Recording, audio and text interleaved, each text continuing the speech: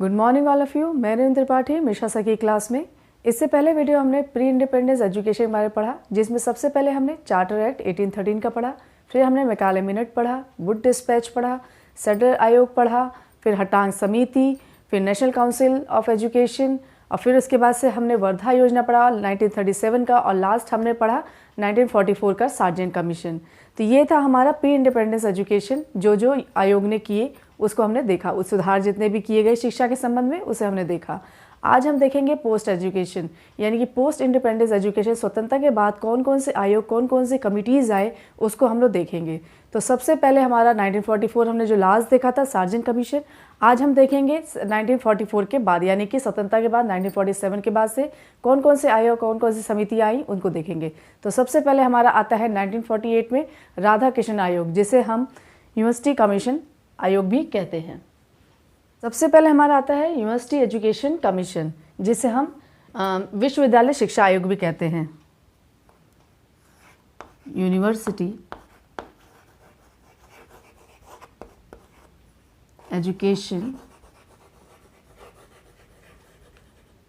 Commission.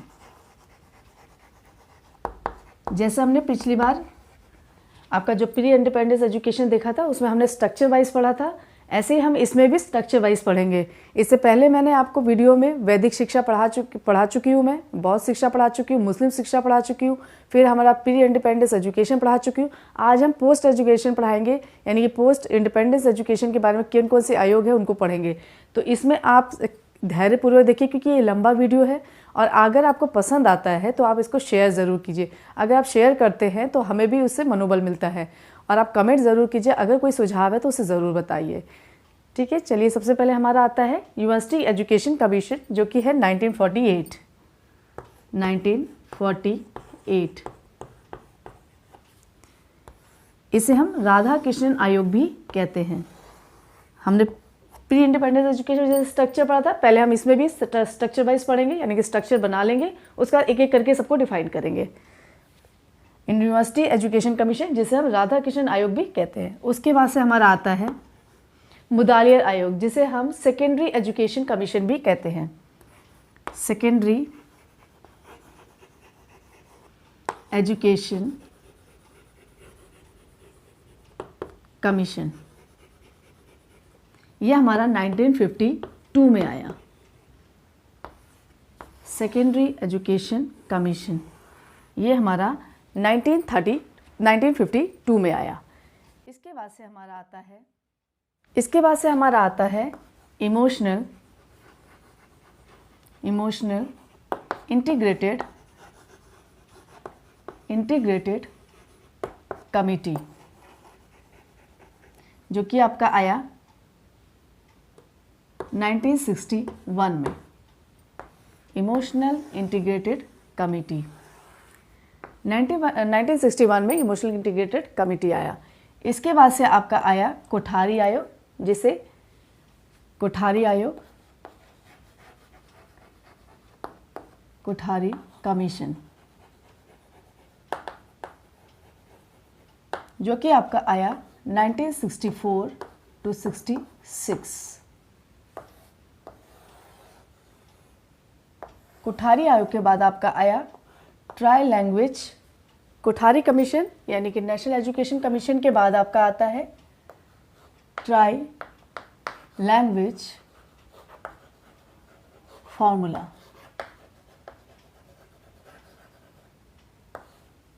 Try language formula आपका 1968 में आया। 1968 में ही आपका NEP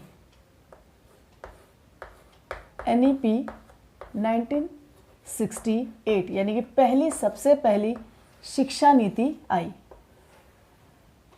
उसके बाद से आपका NEP again national education policy 1986, पहला 68 और दूसरा 1986।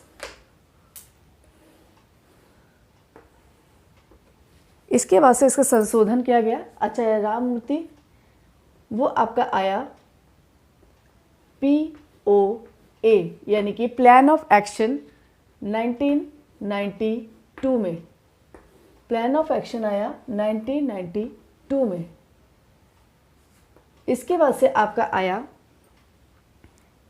आपका आएगा 1993 में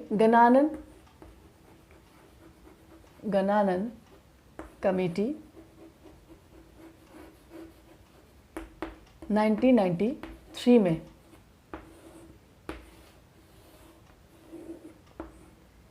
गणानन कमेटी के बाद से आपका आता है सैम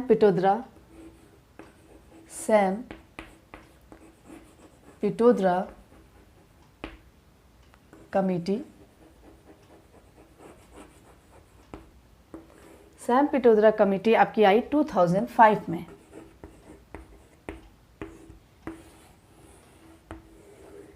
इसके बाद से आपका आया यशपाल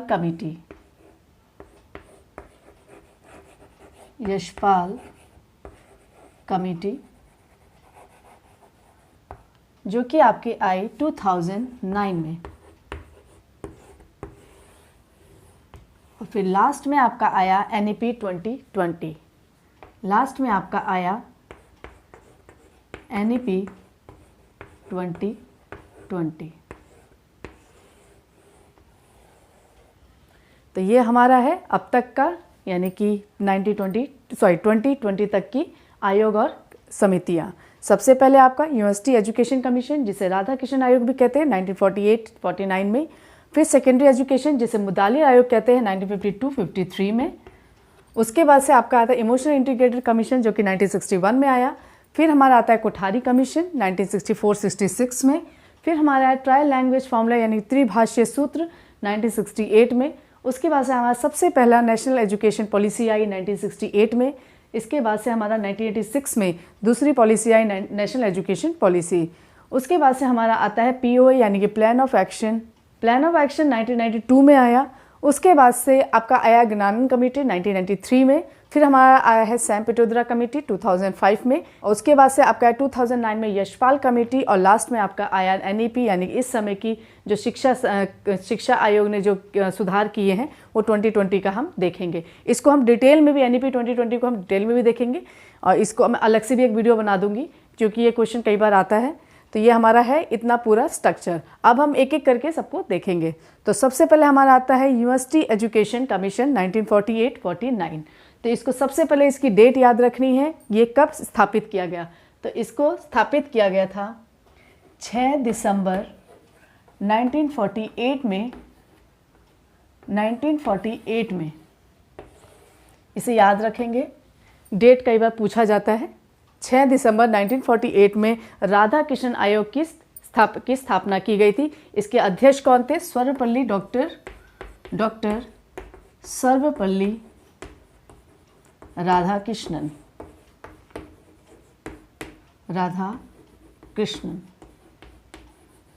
ये इसके अध्यक्ष थे। इनकी अध्यक्षता में यूनिवर्सिटी कमीशन की स्थापना की गई।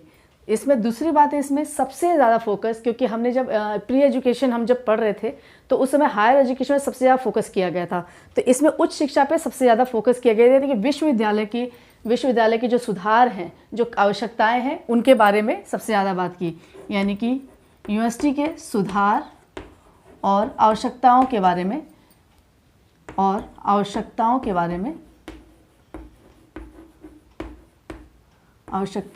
में बात की गई। तीसरा है आपका, इसमें ग्रामीण विश्वविद्यालय की बात की गई, यानी ग्रामीण विश्वविद्यालयों की अनुशंसा की गई, इसको स्थापित करने की बात की गई। ग्रामीण विश्वविद्यालय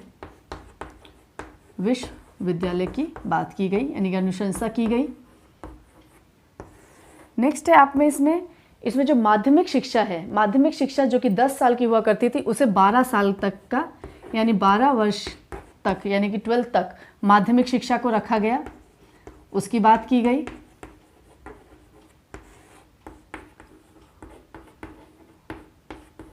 बारह के बाद ही आप यूनिवर्सिटी में एडमिशन ले सकते हैं, ऐसी बात कही गई। उसके बाद से आपका जो माध्यमिक शिक्षा है, यानी कि माध्यमिक और उच्च दोनों में एकीकरण के करने पर सुधार किया गया, यानी कि दोनों का एकीकरण करने पे सुधार की बात की गई, एकीकरण करने की बात की गई। इसमें और भी चीज़ें हैं, जैसे इसमें उच्च शिक्षा में इसमें वैल्यू एजुकेशन की बात की गई, वैल्यू एजुकेशन की बात की गई। फिर आपका आता है वोकेशनल एजुकेशन की बात की गई, वोकेशनल एजुकेशन की बात की गई। क्योंकि उस समय धार्मिक चीज़ें अभी भी चल रही थी, इसलिए वैल्यू एजुकेशन को ज़्यादा महत्व दिया गया। फिर आपका सर्वपल्ली राधाकृष्णन ने एक चीज़ और कही,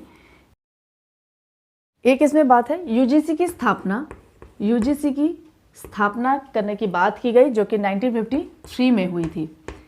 यूजीसी की स्थापना 1953 में की गई थी, इसमें बात की गई थी और माध्यमिक और उच्च शिक्षा का एकीकरण करने पर सुधार किया गया था, सुधार की बात की गई थी। तो ये थे हमारे सबसे पहले सर्वपल्ली राधाकृष्णन द्वारा की अध्यक्षता में यूनिवर्सिटी एजुकेशन कमीशन का आपका मेन पॉइंट्स। सबसे पहले आपको डेट याद होना चाहिए, 6 दिसंबर 1948 में इसकी स्थापना की गई।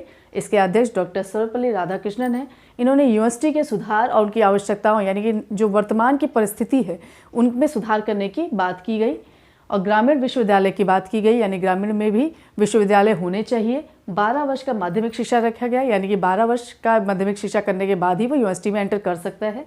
उसके बाद से माध्यमिक शिक्षा और उच्च शिक्षा दोनों के एकीकरण करने पर सुधार, यानी एकीकरण करके उसमें सुधार करने की बात की गई। हमारा वैल्यू एजुकेशन की बात की गई, यानी कि मूल्य शिक्षा देनी चाहिए। उसके बाद से वोकेशनल एजुकेशन, ताकि वो अपने आत्मनिर्भर बन सके। और यूजीसी की स्थापना 1953 में। इसमें मेन पॉइंट्स हैं जो मैंने लिखे हैं, आप इसे नोट डाउन कर सकते हैं। ठीक है, ये था हमारा सबसे पहला यूनिवर्सिटी एजुकेशन कमीशन। दूसरा है हमारा सेकेंडरी एजुकेशन कमीशन, इसको हम देखेंगे।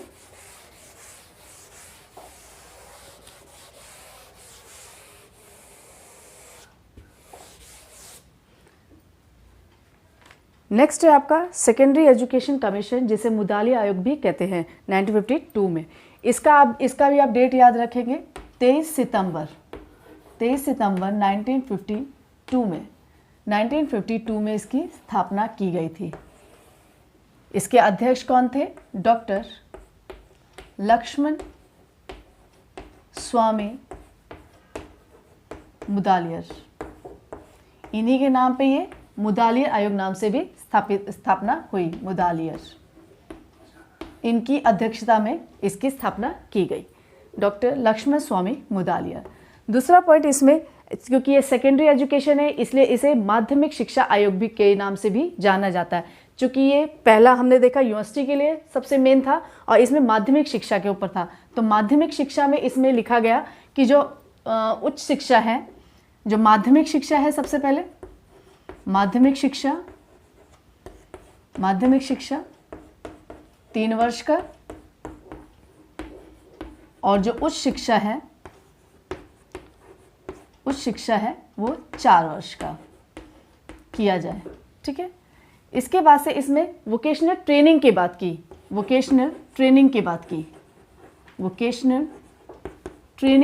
की गई। इसके बाद से आपका आता है जो संख्यात्मक अंक दिए जा रहे थे उसकी जगह पे आप सांकेतिक अंक देने की बात की गई। संख्यात्मक अंक की जगह सांकेतिक।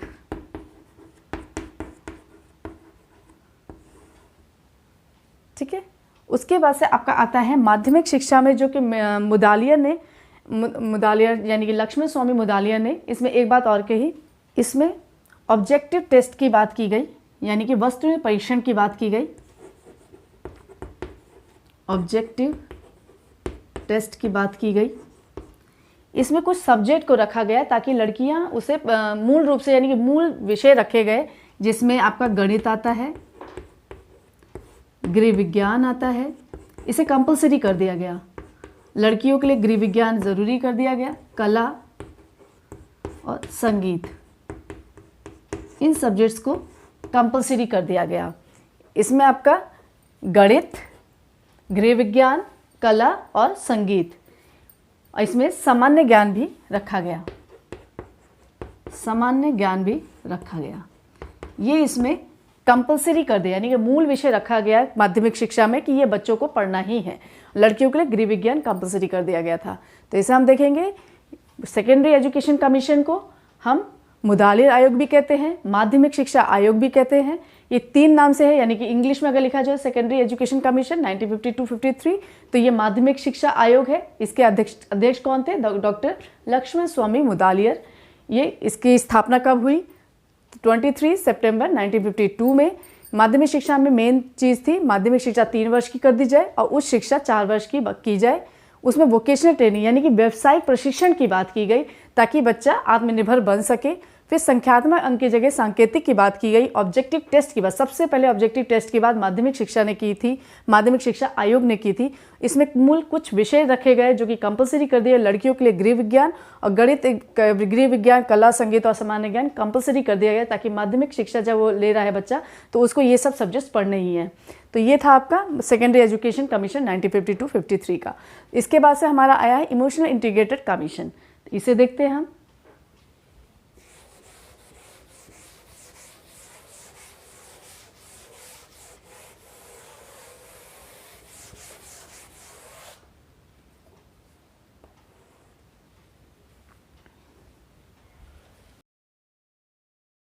सेकेंडरी एजुकेशन कमीशन में और चाहे यूनिवर्सिटी एजुकेशन कमीशन में वुमेन्स एजुकेशन की बात की गई थी, यानी कि जैसे हमने देखा माध्यमिक शिक्षा में लड़कियों के लिए गृह विज्ञान बहुत ज़रूरी कर दिया गया था ताकि बच्चियां आगे सीख सकें। तो इसमें एजुकेशन की बात करने के बाद हम देखते हैं कुछ डेट्स आती हैं जिसे क्वेश्चन पूछा भी जाता है टेस्ट में। 1958 में दुर्गाबाई देशमुख की अध्यक्षता में, दुर्गाबाई, ये कई बार क्वेश्चन भी पूछा जाता है, दुर्गाबाई देशमुख की अध्यक्षता में एक कमेटी बनाई गई जिसका नाम था नेशनल कमिटी ऑन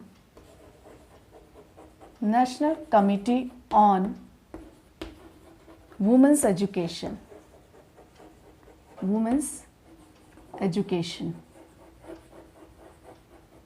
इसकी स्थापना 1958 में की गई। सबसे पहला, यानी कि वुमेन्स के बारे में, वुमेन एजुकेशन में सब लोग बोल रहे थे, यूनिवर्सिटी भी बोल रही थी और माध्यमिक शिक्षा भी बात कर रही थी, पर जो 1958 में दुर्गाबाई देशमुख के नाम से, ये कई बार क्वेश्चन पूछा जाता है, दुर्गाबाई देशमुख की कमेटी का क्या नाम है? तो National Committee on Women's Education. एक और आई है, एक और कमेटी आई थी, वो आपका आया था 1962 में। 1962 में हंस मेहता के अंतर्गत, यानी कि हंस मेहता की अध्यक्षता में एक कमेटी आई जिसका नाम था नेशनल काउंसिल ऑफ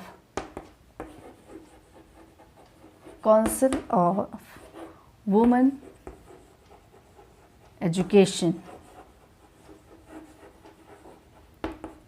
इस किसके अध्यक्षता में थी? हंस मेहता। ये क्वेश्चन कई बार आता है, हंस मेहता, ये नाम आप याद रखेंगे, दुर्गाबाई देशमुख और हंस मेहता। 1958 में दुर्गाबाई देशमुख की अध्यक्षता में National Committee on Women's Education आया और 1962 में National Council of Women's Education Hansa Mehta के अध्यक्षता में आया। तो ये डेट्स भी कई बार क्वेश्चन में, पेपर में पूछा जाता है। तो इसके बाद से हमारा इमोशनल इंटीग्रेटेड कमीशन आएगा, कमेटी आएगा, इसे देख लेते हैं।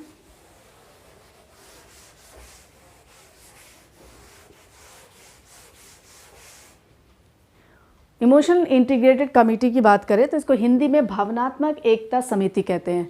तो सबसे पहले ये किसकी अध्यक्षता में था? तो डॉक्टर संपूर्णानंद।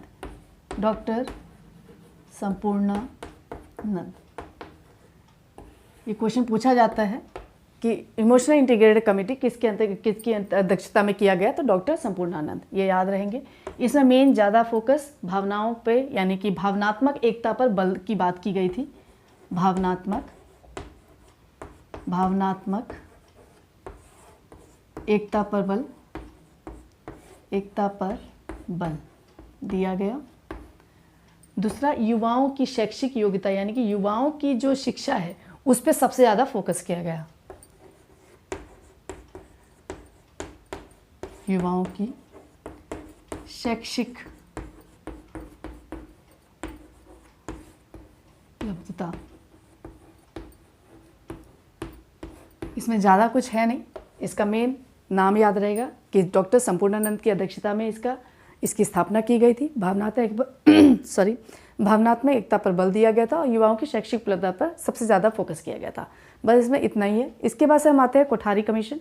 कोठारी कमीशन थोड़ा सा लंबा होगा, इसको मैं 2 बार में मतलब पढ़ाऊँगी, यानी कि रब करना पड़ेगा मुझे। इसको देखते हैं हम पहले।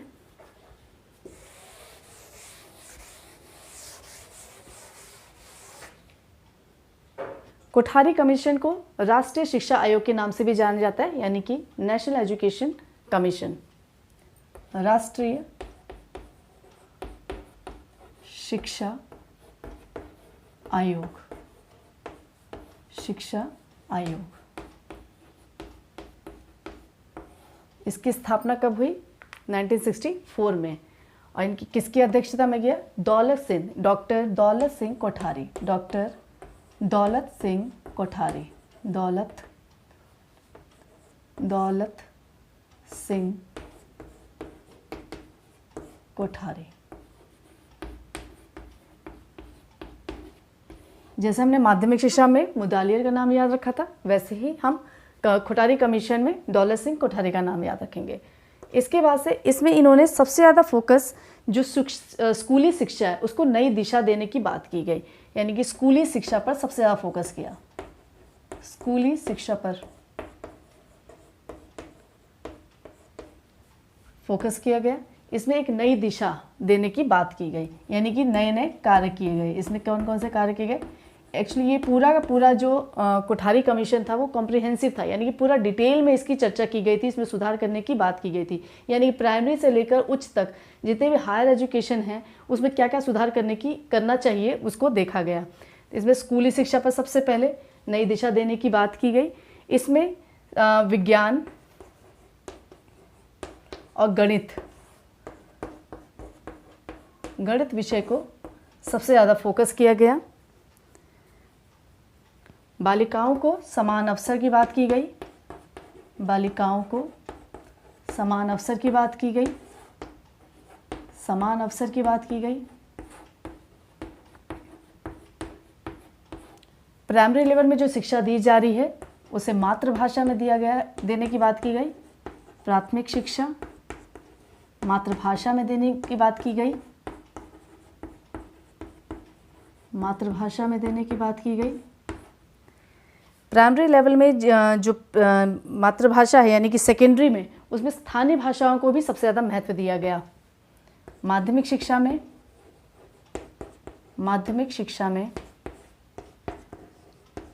स्थानीय भाषा की बात की गई, स्थानीय भाषा की बात की गई।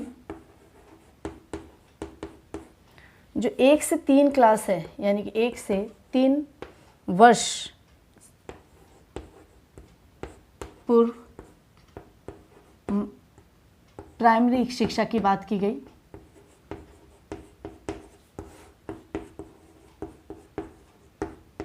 प्राइमरी शिक्षा की बात की गई। इसमें और भी कई पॉइंट्स हैं, इसको हम देखेंगे। सबसे पहले इसको रिवाइज कर लेते हैं। इसका दूसरा नाम है राष्ट्रीय शिक्षा आयोग, जिसे हम कोठारी कमीशन यानी कोठारी आयोग भी कहते हैं। 1964 में इसकी स्थापना की गई। किसकी अध्यक्षता में की गई? डॉक्टर दौलत सिंह कोठारी की अध्यक्षता में किया गया। इसमें स्कूली शिक्षा को एक नई दिशा देने की बात की गई और हर एक पक्ष यानी कि हर एक एस्पेक्ट देखने की बात की गई कि कौन किसमें क्या सुधार करने की ज़रूरत है। इसमें गणित और विज्ञान यानी ये 2 विषय हैं, इसको कंपल्सरी करने की बात की गई। बालिकाओं को समान अवसर देने की बात की गई कि बालिकाओं को समान अवसर मिले पढ़ने के लिए। फिर प्राथमिक शिक्षा जो है वो मातृभाषा में देने की बात की गई। जो हमारी माध्यमिक शिक्षा में स्थानीय भाषा का महत्व होना चाहिए। और जो 1 से 3 वर्ष की जो पूर्व प्राइमरी शिक्षा की बात की गई और जब 6 वर्ष का बच्चा हो जाता है उसके बाद से ही नामांकन की बात की गई। तो इसको हम लोग और भी देखेंगे, इसको मैं मिटा दे रही हूँ। कोठारी आयोग थोड़ा सा लंबा होगा, इसको हम लोग और भी देखते हैं।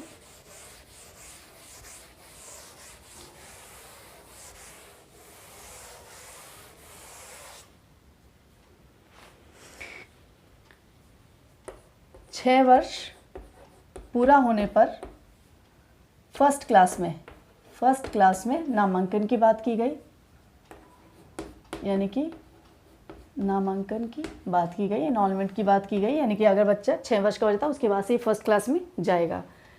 जो उच्च शिक्षा है उच्च शिक्षा को 3 या उससे अधिक, उच्च शिक्षा को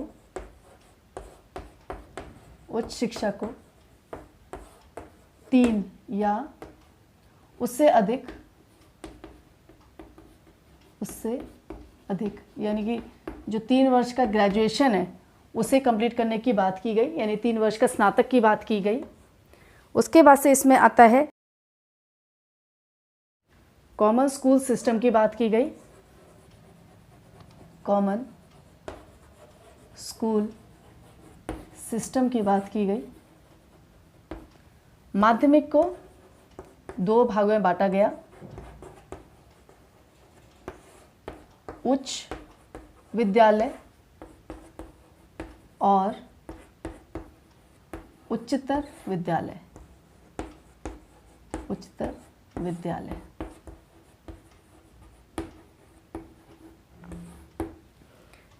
6 वर्ष यानी 6 वर्ष का बच्चा हो जाता है तो एक क्लास यानी कि फर्स्ट क्लास में नामांकन की बात की गई।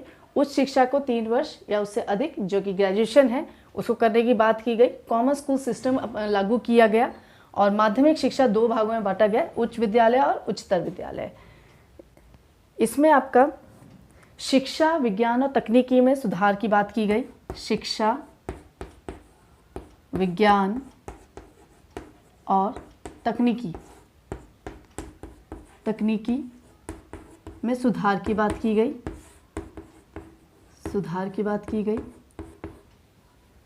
धर्मनिरपेक्ष लोकतंत्र की भी शिक्षा की बात की गई थी, धर्मनिरपेक्ष लोकतंत्र की शिक्षा की भी बात की गई। और भी इसमें है, इसमें मिटा दे रही हूँ। इसमें क्या क्या था, 6 वर्ष का बच्चा जब हो जाएगा तो फर्स्ट क्लास में इनरोलमेंट हो सकता है। उच्च शिक्षा में 3 वर्ष का होना चाहिए, यानी कि स्नातक आपका 3 इयर्स होना चाहिए या उससे अधिक। फिर उसके बाद से कॉमन स्कूल सिस्टम लागू किया गया। माध्यमिक शिक्षा 2 भागों में बांटा गया, उच्च विद्यालय और उच्चतर विद्यालय। फिर शिक्षा विज्ञान और तकनीकी में सुधार की बात की गई। धर्मनिरपेक्ष लोकतंत्र शिक्षा की भी बात की गई। इसमें और भी लिखते हैं, मिटा दे रही हूँ मैं इसको। कोठारी एक्ट थोड़ा सा लंबा है, इससे आप थोड़ा धैर्यपूर्वक देखिए। नेक्स्ट है आपका शिक्षा में गुणात्मक विकास की बात की गई। शिक्षा में गुणात्मक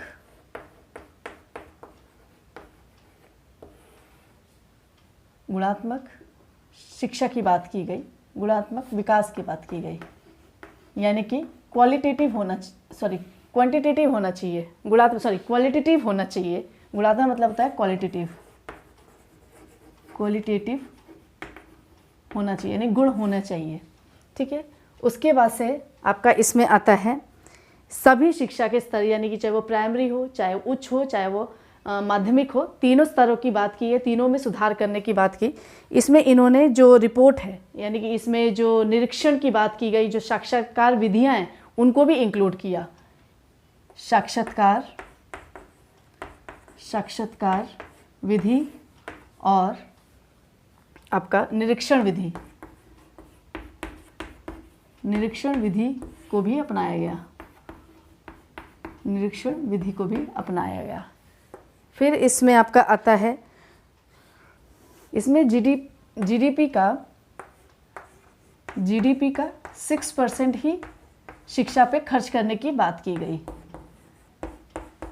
शिक्षा पर खर्च की बात की गई, जो कि आज भी हमारा एनईपी यानी 2020 का भी 6% ही है। और इसका हम लोग सिर्फ 2.8% ही हम खर्च कर पाते हैं, यानी खर्च होता है। ये हमारा जीडीपी यानी 2020 में भी 6% ही शिक्षा पे खर्च करने की बात की गई है। 2.8 ही खर्च होता है और केंद्र और राज्य दोनों का उत्तरदायित्व था कि वह शिक्षा पे इतना खर्च करें, यानी कि दोनों का ही उत्तरदायित्व है। ये बात हमारे कोठारी कमीशन में हो चुकी थी। उसके बाद से जो ये 42वें संविधान संशोधन है, 42वें संविधान संशोधन 1976 में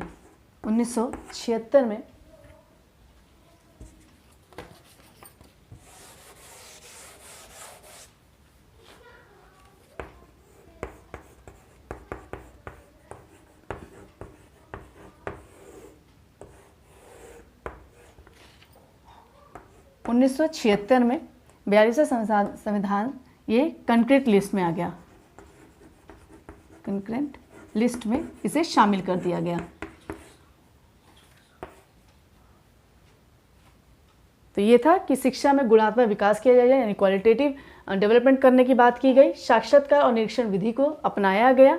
जीडीपी जो है 6%, जो कि आज भी हमारा एनईपी में भी 6% ही था, जिसका हम 2.8 ही खर्च कर पाते हैं। उसके बाद से आपका 42वें संविधान संशोधन में कंक्रीट लिस्ट में 1976 में शामिल कर दिया गया।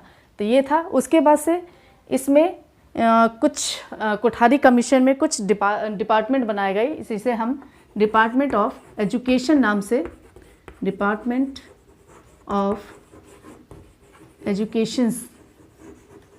एजुकेशन नाम से स्थापित किया गया, ताकि जितने भी एजुकेशन संबंधित कार्य हो वो इसमें पता चल सके।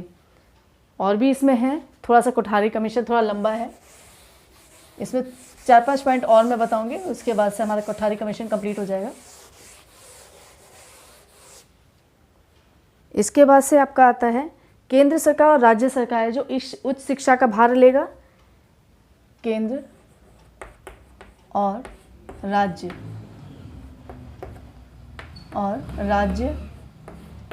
उच्च शिक्षा का भार लेगा, उच्च शिक्षा का भार लेगा। और जो राज्य है वो माध्यमिक और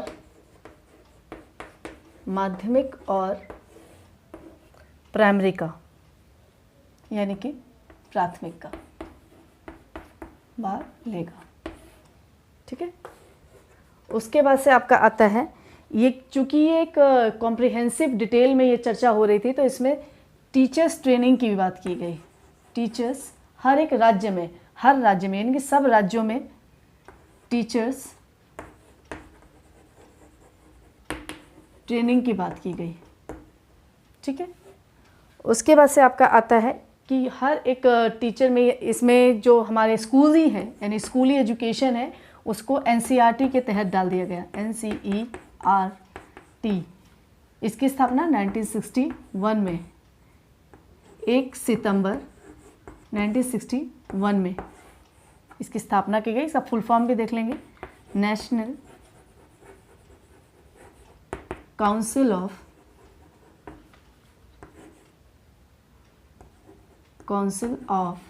एजुकेशनल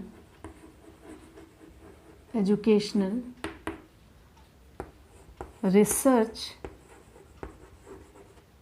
एंड ट्रेनिंग, ये आपका है। ठीक है।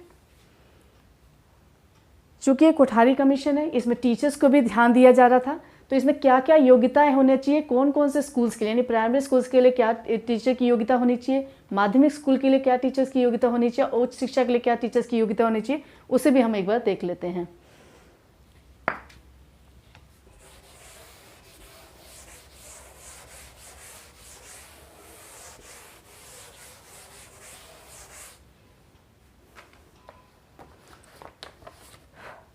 प्राइमरी एजुकेशन की बात करें, यानी कि प्राइमरी स्कूल्स की बात करें,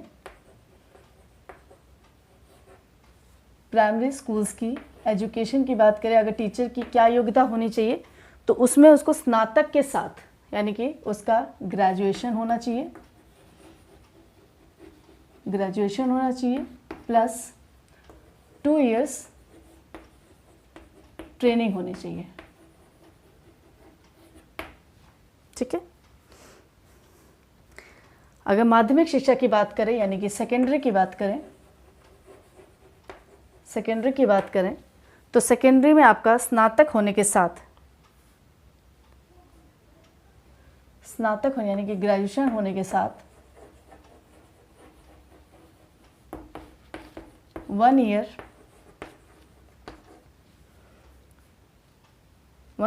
ट्रेनिंग होना चाहिए,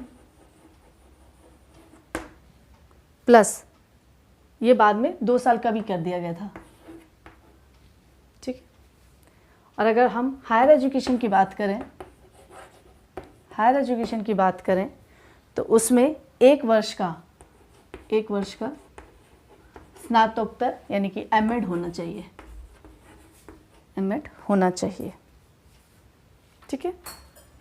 ये था आपका पूरा कोठारी आयोग, जिसमें हर एक पक्ष को, हर एक एस्पेक्ट को देखा गया।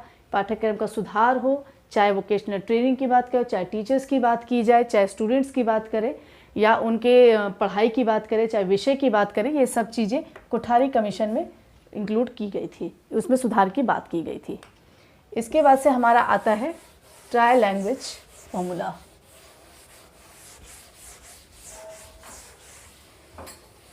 ट्राई लैंग्वेज फॉर्मूला भी हमारा कोठारी कमीशन ने ही दिया था।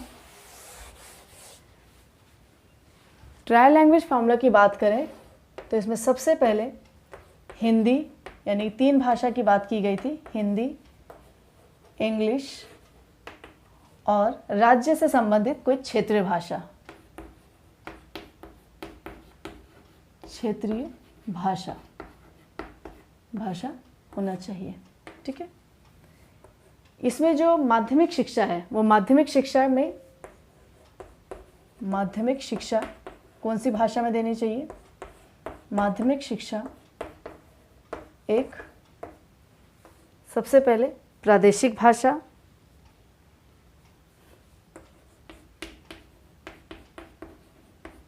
प्रादेशिक भाषा, हिंदी भाषा और अंग्रेजी।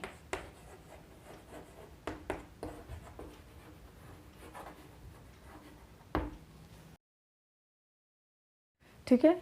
इसमें ट्राई लैंग्वेज फॉर्मूला में हिंदी, इंग्लिश और क्षेत्रीय भाषा, और माध्यमिक शिक्षा के लिए प्रादेशिक भाषा, हिंदी और इंग्लिश, ये त्रिभाषीय सूत्र जो था वो तमिलनाडु ने इसे नहीं माना था, तमिलनाडु ने इसे स्वीकार नहीं किया गया था, स्वीकार नहीं किया था, चूंकि वो स्वीकार नहीं किया था, नहीं किया।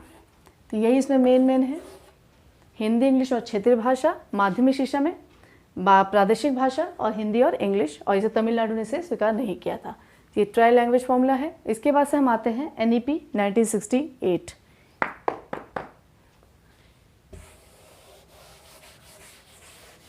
पहली राष्ट्रीय शिक्षा नीति 1968 में। NEP 1968 की स्थापना 24 जुलाई 1968 में की गई थी। इसमें सबसे ज़्यादा फोकस शिक्षा को दिया गया था, शिक्षा को दिया गया था। शिक्षा को राष्ट्रीय महत्व नामित, राष्ट्रीय महत्व घोषित किया गया था। चूँकि ये कोठारी कमीशन का ही के पर ही आधारित था, इसलिए इसमें जो 10+2+3 है उसको लागू करने की बात की गई, लागू करने की बात की गई, की गई। इसमें 1968 के बाद ही इसी में ओपन यूनिवर्सिटी भी स्थापित किए गए। इसमें सबसे पहला ओपन यूनिवर्सिटी है डॉक्टर भीमराव अंबेडकर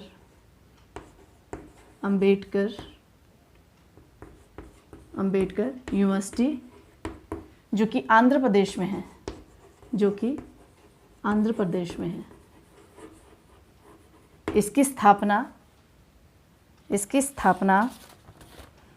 1982 में किया गया था। इसके बाद ही हमारी 1985 में इग्नू की स्थापना हुई, इग्नू की स्थापना की गई। सबसे पहले ओपन यूनिवर्सिटी, ये ओपन यूनिवर्सिटी है डॉक्टर भीमराव अंबेडकर यूनिवर्सिटी, जो कि आंध्र प्रदेश में सबसे पहले इसकी स्थापना की गई, और फिर 1985 में इसके बाद ही इग्नू की स्थापना की गई। इसके बाद से हमारा आता है 1986 का नेशनल एजुकेशन पॉलिसी। चूँकि ये पूरा कोठारी कमीशन पर आधारित था, तो इसमें 10+2+3 को लागू करने की बात की गई, इसके बाद से इसमें विकलांग बच्चे जो हैं, विकलांग बालकों की शिक्षा पर बात की गई, बालकों की शिक्षा की बात की गई। अल्पसंख्यक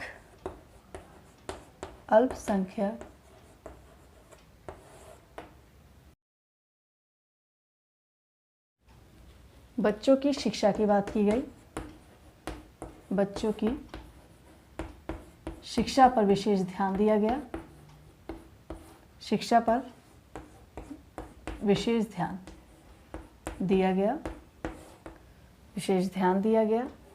उसके बाद से इसमें education for equality, education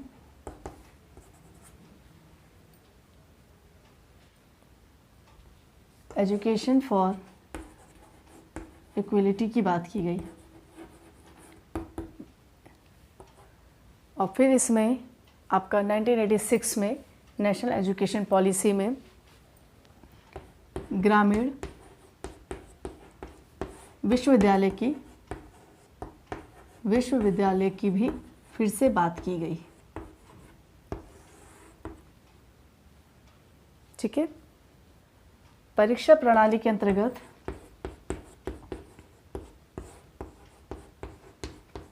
grading system की बात की गई। सबसे पहले ग्रेडिंग सिस्टम की बात की गई। उसके बाद से ये जो हमारा विकलांग बालकों की शिक्षा है, सबसे पहला विकलांग स्कूल यूनिवर्सिटी कहाँ पर है, विश्वविद्यालय कहाँ है, तो इसे हम देख लें। चित्रकूट में है। चित्रकूट में इसका नाम अगर देखें तो जगत गुरु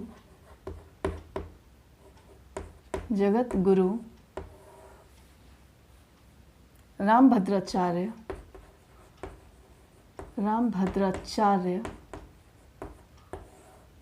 विश्वविद्यालय, विकलांग विश्वविद्यालय।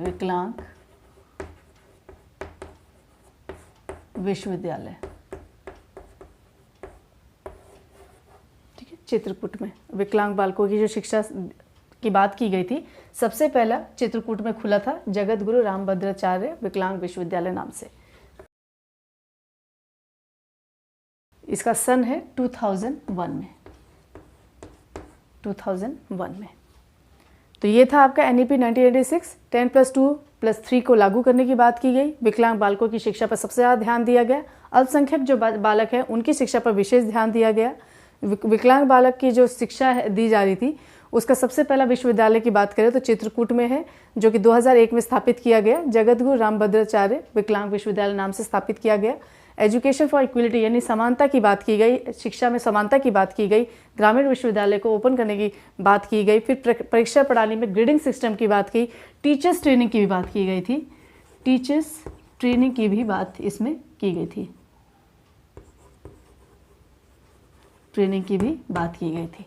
तो ये था आपका NEP 1986। इसके बाद से इसी के संशोधन में PO आया, यानी कि प्लान ऑफ एक्शन आया। प्लान ऑफ एक्शन आया।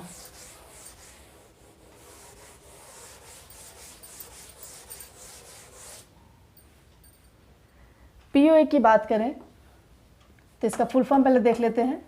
प्लान ऑफ एक्शन किसकी अध्यक्षता में किया गया? आचार्य राममूर्ति। आचार्य राममूर्ति, इसे हम आचार्य राममूर्ति समिति के नाम से भी जानते हैं। ये 1986 की जो समीक्षा की जा रही थी उसके आधार पे ये PO बना था। चूँकि ये 5 साल पे इनका 1986 का कहना था कि वो 5 साल बाद हर एक कार्य को क्रियान्वित करेगा और उसमें सुधार करने की बात करेगा। पर ये 3 साल बाद ही 90 में ही इस आचार्य राममूर्ति समिति को स्थापित कर दिया गया। और इसमें एक मोटो था, इसको इंग्लिश में मैं लिख दे रही हूँ, टूवर्ड्स एन enlightenment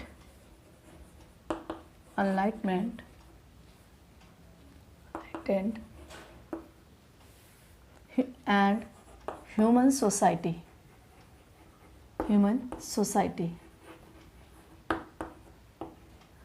इसको याद रखें, कई बार ये कोटेशन भी पूछा जाता है किसमें की है। ठीक है ना। इसमें सबसे ज़्यादा पूरे यानी कि संपूर्ण साक्षरता पर बल दिया गया था, यानी कि समग्र साक्षरता की बात की गई थी। समग्र साक्षरता पर बल दिया गया था। इसमें और भी है, इसमें स्वरोजगार यानी कि रोजगार की बात की गई थी। जो बेरोजगार हैं उनको रोजगार देने की बात की गई थी, रोजगार की बात की गई थी। शिक्षक प्रशिक्षण की बात की गई, शिक्षक प्रशिक्षण की बात की गई। बाद में ये NCTE यानी कि नेशनल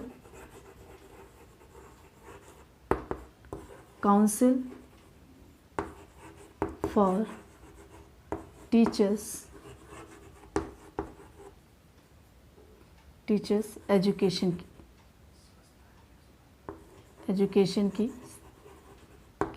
एजुकेशन संस्था की स्थापना की गई 1995 में। ठीक है।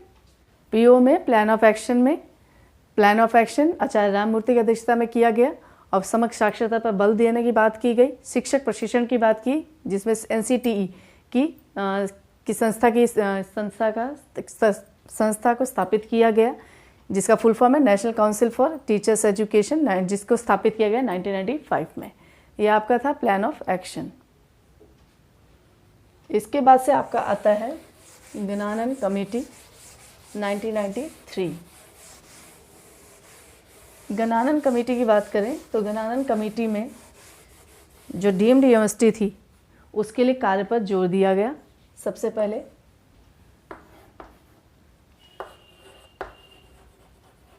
डीम्ड यूनिवर्सिटी के कार्य पर जोर दिया गया।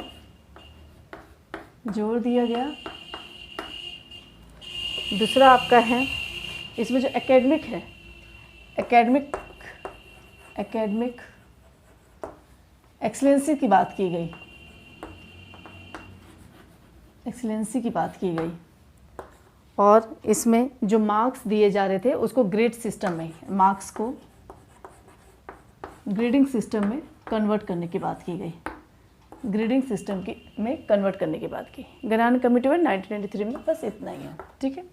डीम्ड यूनिवर्सिटी को कार्य पर जोर देने की बात की है, एकेडमिक एक्सीलेंसी की बात की, यानी कि एकेडमिक अच्छा होना चाहिए उसकी बात की गई, और जो मार्क्स दिए जा रहे थे उसको ग्रेड सिस्टम में कन्वर्ट करने की बात की गई। ठीक है। इसके बाद से हमारा आता है सैम पित्रोदा।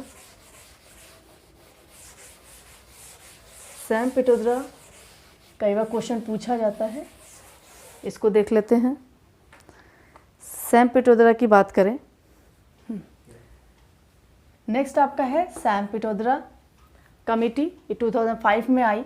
इसे एक और नाम से जाना जाता है NKC, यानी कि नेशनल, कई बार ये क्वेश्चन भी पूछा जाता है, नेशनल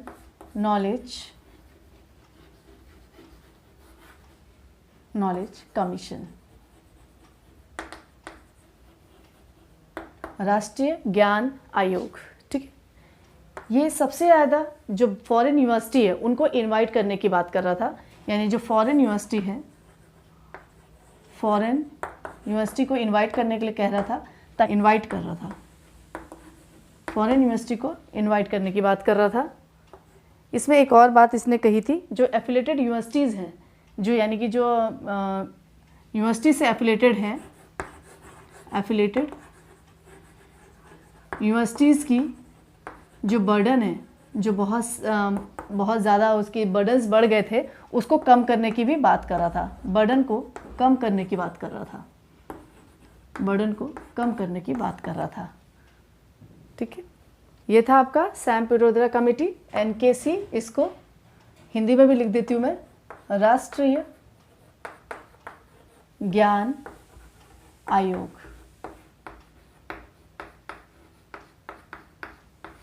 हिंदी में राष्ट्रीय ज्ञान आयोग, इंग्लिश में नेशनल नॉलेज कमीशन। और ये फॉरेन यूनिवर्सिटी को इनवाइट कर रहा था कि यहाँ पर आके वो अपना एजुकेशन कंप्लीट करें। उसके बाद से एफिलेटेड यूनिवर्सिटीज़ थे उनके बर्डन को कम करने की बात कर रहा था। इसके बाद से हमारा आता है यशपाल कमेटी। यशपाल कमेटी देखते हैं।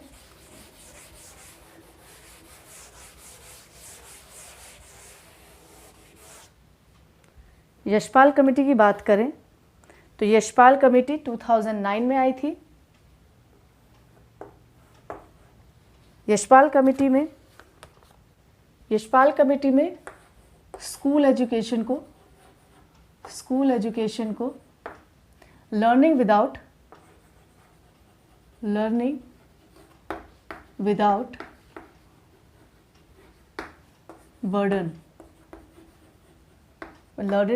बर्डन करने की बात की गई, और हायर एजुकेशन को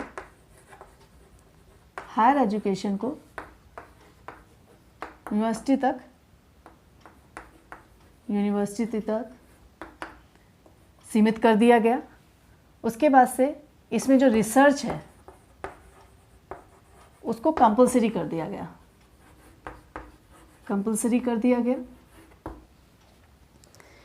इसके बाद से इसमें जो एंट्रेंस एग्ज़ाम है, एंट्रेंस एग्ज़ाम की बात की गई। एंट्रेंस एग्ज़ाम के बाद ही वो स्कूल में एडमिट कर सकता है।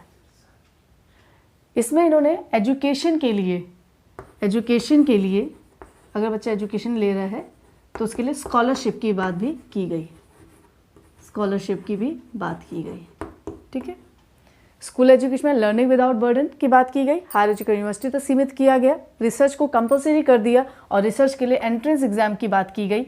एंट्रेंस एग्ज़ाम के लिए जो एजुकेशन ले रहा है बच्चा उसमें स्कॉलरशिप की भी बात इसने यशपाल कमेटी ने 2009 में की थी।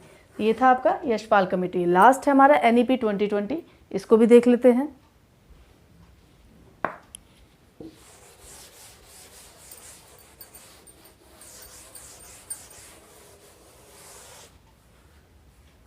लास्ट हमारा है NEP 2020, किसकी अध्यक्षता में किया है? डॉक्टर के कस्तूरी रंजन की अध्यक्षता में किया गया। ये रिपोर्ट 31 मई 2019 में स्थापित किया गया।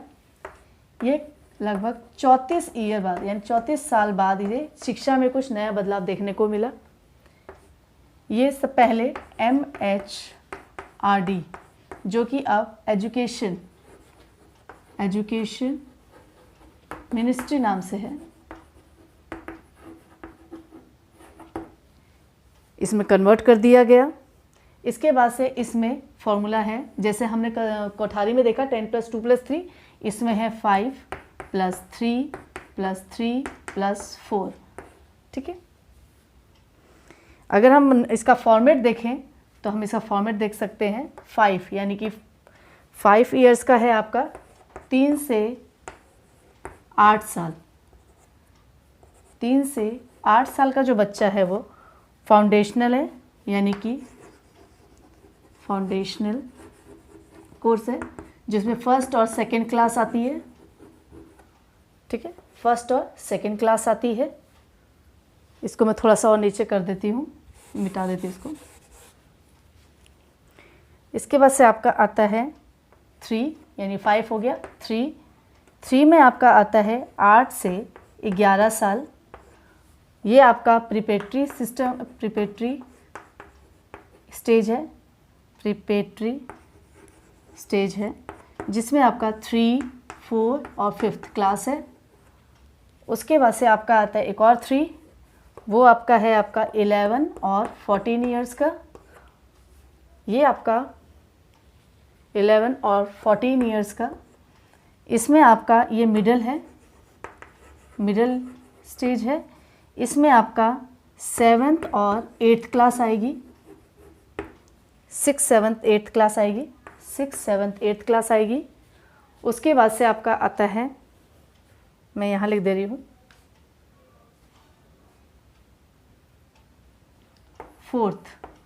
4th में आपका आता है 14 से 18 इयर्स में। 14 से 18 इयर्स में ये आपका सेकेंडरी है, और इसमें आपका 9, 10th, 11th और 12th क्लास आएगी। ठीक है, ये आपका फॉर्मेट है। 5 + 3 + 4, जैसे हमने कोठारी में 10 + 2 + 3 देखा था, वैसे इसमें 5 + 3 + 3 4 है।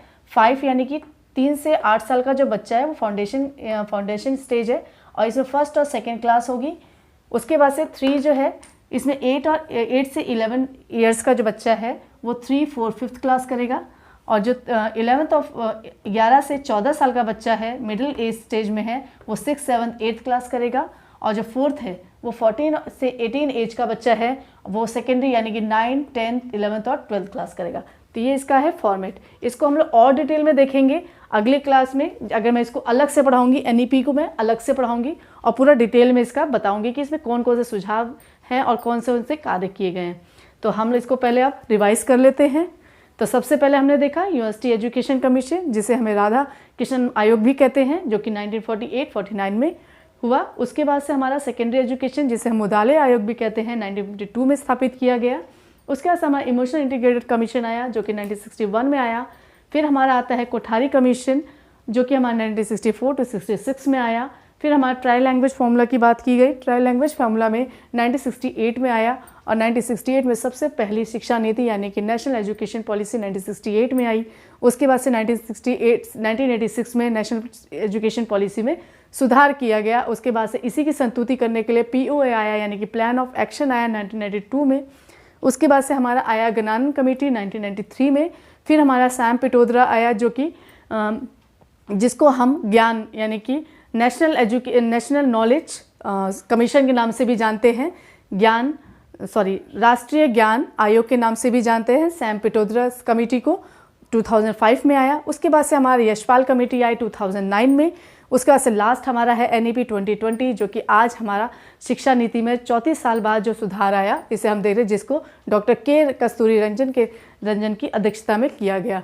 जो कि आज भी हमारा जो पैटर्न बन रहा है वो इसी पर बन रहा है। जो B.Ed का पैटर्न बना है, CBCS जो बन गया है, CBCS मैं लिख भी देती हूँ, यहाँ पर मैं लिख दे रही हूँ CBCS, जो कि आज बन रहा है, ये इसी के NEP के ही अंतर्गत बना है। इसका फुल फॉर्म है चॉइस बेस्ड